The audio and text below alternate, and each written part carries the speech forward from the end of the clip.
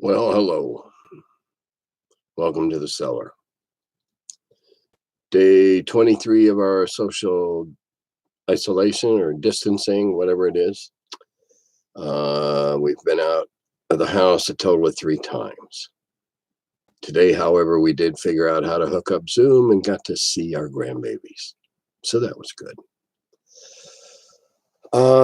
I never expected to get comments on these or questions, and I've gotten a few. Some of them I answered in the last curmudgeon. A couple of them I'm going to address tonight. And the first one is, I think, fairly indicative. And I don't mean to make fun of the person that wrote this, and I'm going to synopsize it. I'm not trying to make fun of them, but they're indicative of the problem we're facing right now. I work at a grocery. No one's sick, except for a couple of people with sniffles at Spring.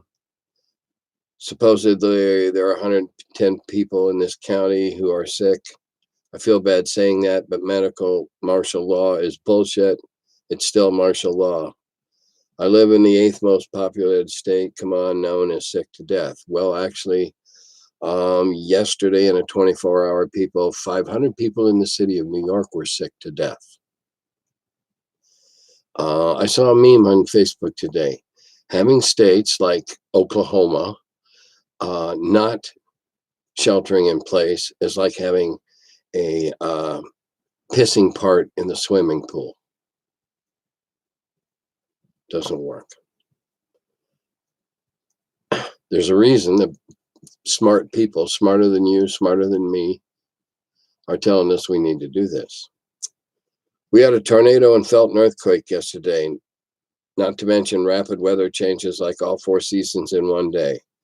Just found out the internet towers are going 5G, which makes people skeptical. Top it off with the rapid virus. What is going on? Well, it's overactive imaginations that conjure up the worst possible circumstances from a few facts and half facts and factoids and falsehoods. Actually, I would see no problem with the tower erectors and the wire stringers, and so, there's no wires. But I would definitely consider communications an essential industry.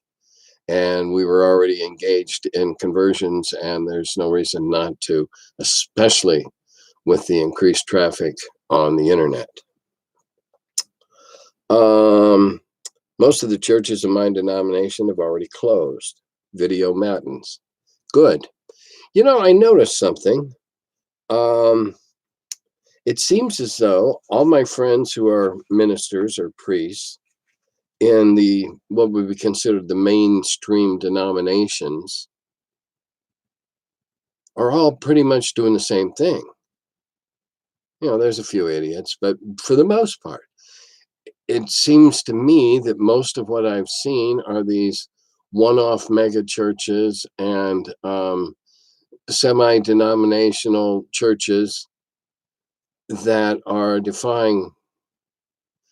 And it begs the question, how strong is your religion? Do you really feel that the God you worship will keep you from getting the disease if 700 of you get together this Sunday to pray and just one of you doesn't even have to be infected? Just talk to somebody before they came to church that is infected. 700 people get exposed. I don't think any God or form of God or concept of God that's worshipped would agree that that was a good idea. I don't know, maybe if you worship an Old Testament God like Jehovah, who metes out bloody punishments, but I think most religions have gotten past that. Then that brings us to the idiot Kushner, Trump's moron son-in-law, who is basically causing governors to bid against each other, driving up the cost of some medical supplies 30 times, who's making the asinine and completely clueless statement that they're our stockpiles, meaning the government. Well, the last time I taught a history class, that's kind of what the federal government was for, to organize and coordinate when crap like this happens. And then this question, the last question that I'll answer, is one of the first thing I plan on doing when this is all over with. I plan on having my 5 great grandbabies all come over for a big picnic in the backyard, and we'll cook out weenies and we'll cook out hamburgers, and we'll toast marshmallows in the evening, and we'll just have a great time together again, because I miss my grandbabies. I miss my grandbabies so much that I ordered a shirt the other day. Crescent Tees, by the way, is the company, and they were amazingly fast. And I got to show you. I miss them so much. I've got 9 of them, 5 greats and 4 regulars. And I had to get a shirt to remind myself that I got all these great babies. And then we got on Zoom today, and I got to FaceTime. Well, I got to see face to face with the ones that were awake. So it's getting weirder. It's going to be a month before we get out. Thank God the weather's turned. Think how horrible this would be in November or December. No, not even considering the holidays, just the weather.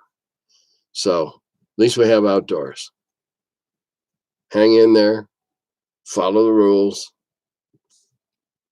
We're all in this together, and we will get through it. Dodata Govi.